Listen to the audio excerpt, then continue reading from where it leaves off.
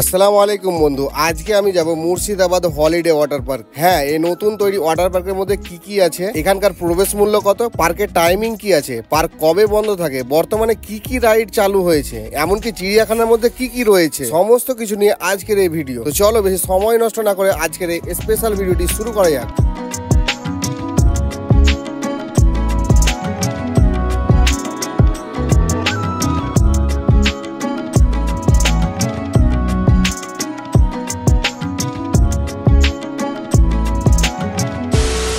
সময় এখন বিকেল 5টা আর আমি দাঁড়িয়ে আছি বহরমপুর আর পলসনটা ঠিক মাঝামাঝি জায়গায়। আর আজকের আমার গন্তব্য হচ্ছে এই মুর্শিদাবাদে তৈরি হওয়া প্রথম যে ওয়াটার পার্ক আছে তার উদ্দেশ্যে।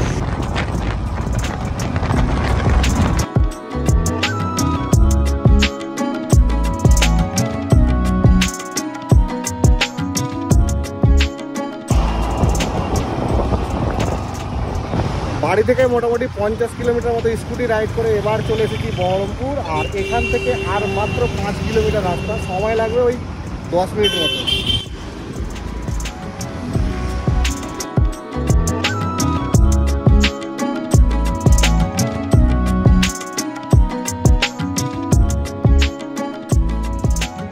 খুব সুন্দর এই 5 কিলোমিটার পথ নদীর ধার বরাবর স্কুটি রাইড করে এসে পৌঁছালাম হলিডে ওয়াটার পার্কের সামনে।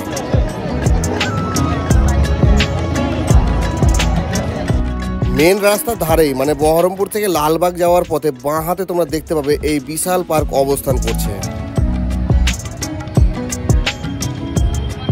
এতটা পথ জার্নি করে এবার চলে এসেছি ওয়াটার পার্কের কাছে। এই দেখো, এই হচ্ছে মেন গেট আর এই দেখো এটা টিকিট কাউন্টার। আমরা যাবো তার আগে এই জায়গাটা দেখিয়ে দিয়ে দেখো পার্কিং এর জায়গা কত বড়। দেখো লোক প্রচুর এসছে, এই দেখো সব বাইক, প্রচুর লোক এসেছে আজকে। চলো আস্তে আস্তে আমরা ভেতরের দিকে যাই।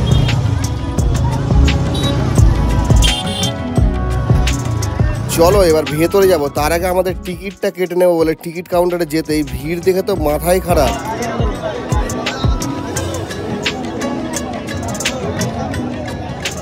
আর হ্যাঁ, এই টিকিট কাউন্টারটি মেন গেটের পাশেই রয়েছে। এখানকার প্রবেশ মূল্য কত, গাড়ি পার্কিং এর জন্য কত খরচ হয়, বাইক পার্কিং এর জন্য কত লাগে, এমনকি কোন রাইডের জন্য কত খরচ, সমস্তটাই এই বোর্ডে উল্লেখ আছে। 2000 years later. অবশেষে প্রায় 1 ঘন্টা লাইনে দাঁড়িয়ে থাকার পর টিকিট পেতে প্রায় চারিদিকে অন্ধকার নেমেই গিয়েছে। কি আর করা যাবে, এই অন্ধকারেই চলো হলিডে ওয়াটার পার্ক আমরা ঘুরে ঘুরে দেখি। আর হ্যাঁ, আমাদের প্রবেশের জন্য টিকিট লাগলো 20 টাকা জনপ্রতি, আর স্কুটি পার্কিং এর জন্য আলাদা করে 10 টাকা। এই দেখো মেন গেট দিয়ে ঢুকে প্রথমেই কিন্তু আমরা এই যে জায়গাটা দেখে নিলাম। এখানে বাচ্চাদের অ্যাক্টিভিটি করার মতো অনেক জায়গা আছে, এখানে আছে, এই দিকটায় আছে বেশ। কিন্তু এই জায়গাটা অনেকটাই বড়, এই জায়গাটা কিন্তু বসারও জায়গা আছে একটা। গাছকে এমন করে লাইটিং করেছে, দুর্দান্ত লাগছে, বেশ সুন্দর এই জায়গাটা। এটা কিন্তু বাচ্চাদের জন্য বেশ খেলছে বাচ্চারা, খুব ভালোই লাগছে। চলো এই পার্কের ভেতরের অংশটা একটু ঘুরে ঘুরে দেখে আসি।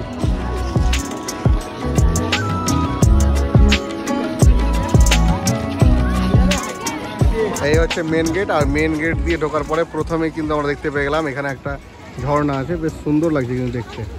রাতের অন্ধকারে খুব একটা ভালো দেখতে পাচ্ছি না, কিন্তু যেটুকুই দেখছি বেশ ভালোই লাগছে।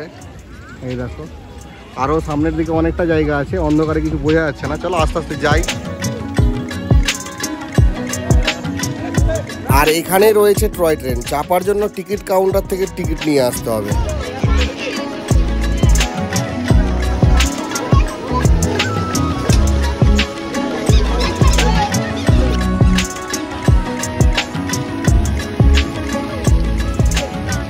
বেশ কিছুক্ষণ হয়ে গেল এখানে প্রবেশ করেছি, এবার কিছু খেতে হবে। চলো এই রেস্টুরেন্টের বোর্ড লেখা আছে, এটাকেই ফলো করে সামনের দিকে এগোই।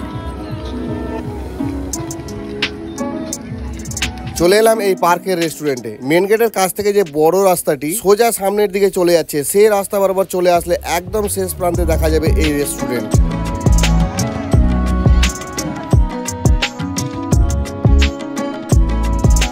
আর এটাই হচ্ছে এখানকার কিচেন। এখানে খাবার অর্ডার দিয়ে সামনের শেডের নিচে অপেক্ষা করতে হবে। আমরাও একটা রোল অর্ডার করে বসে পড়লাম।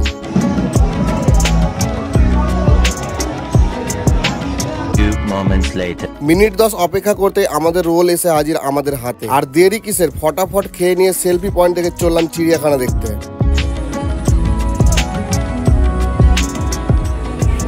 দেখলাম ব্যানারে লেখা ছিল জু, আর সেই জু দেখতে এসে কিছুটা অবাকই হলাম, কারণ ওইদিকে একটা ঘর আছে যেই ঘরে একটাই ঘোড়া আছে যেটা লালবাগে সচরাচর ঘুরে বেড়ায়, সেটা আর আলাদাভাবে দেখার কিছু নেই।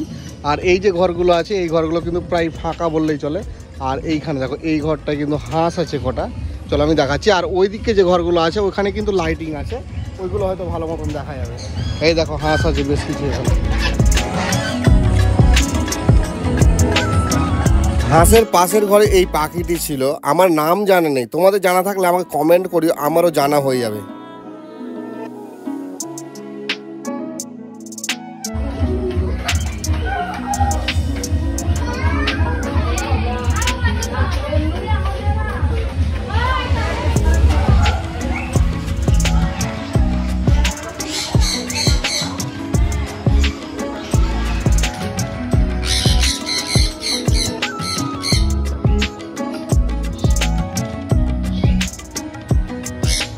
অনেকটা বড় জায়গা নিয়ে কিন্তু এই চিড়িয়াখানা রয়েছে। ঘোড়া, হাঁস, মুরগি, খরগোশ এছাড়াও বিভিন্ন ধরনের পাখি রয়েছে, যেগুলো আমার খুব ভালোই লেগেছে।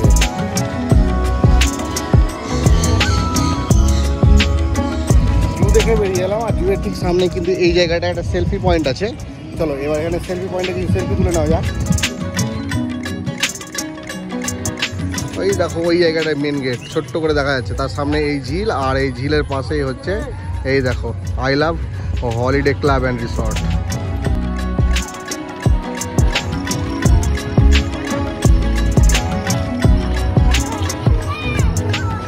এই দেখো এই যে ঘরটা দেখছো এটাই হচ্ছে বোটিং এর কাউন্টার, একদম মেন গেট, মেন গেটের সামনেই কিন্তু এটা। আর এখানে বেশ কয়েকটা বোর্ড আছে কিন্তু অন্ধকারের জন্য দেখতে পাওয়া যাবে না। এই দেখো, আর ওই দিকটায় দেখে এলাম আমরা সেলফি পয়েন্টটা। আর এই যে এরিয়াটা দেখা যাচ্ছে এটাই হচ্ছে এখানকার ড্রাই পার্ক। চলো এবার আমাদের কাজ হচ্ছে যে আমরা একটু খুঁজে খুঁজে দেখব যে ওয়াটার পার্কটা আছে কোথায়।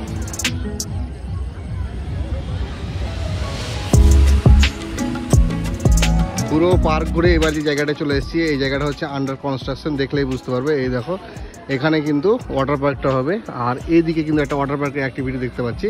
চলো সেটা কাছ থেকে দেখে আসি, তাহলে বুঝতে পারবো ভালো।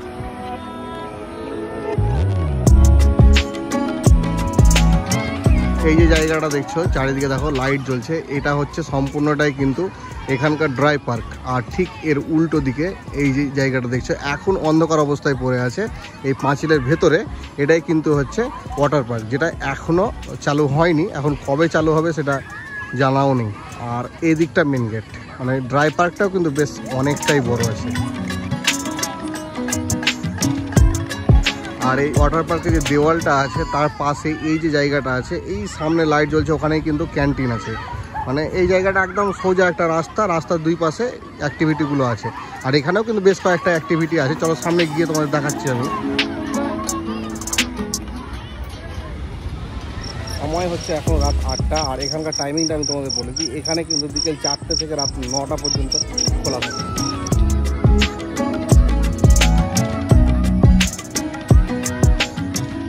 এই পার্কের মধ্যে যা যা ছিল মোটামুটি সবই তোমাদের দেখানোর চেষ্টা করেছি। আজকের এই ভিডিওটা এতটাই, ভিডিওটা কেমন লাগলো অবশ্যই কমেন্ট করে জানাবে। আর কিছু প্রশ্ন থাকলেও আমাকে কমেন্ট করতে পারো, আমি তোমাদের রিপ্লাই দেবো। সুস্থ থাকো, ভালো থাকো, দেখা হচ্ছে পরবর্তীতে নতুন কোনো আরো একটা এইরকম ভিডিওতে।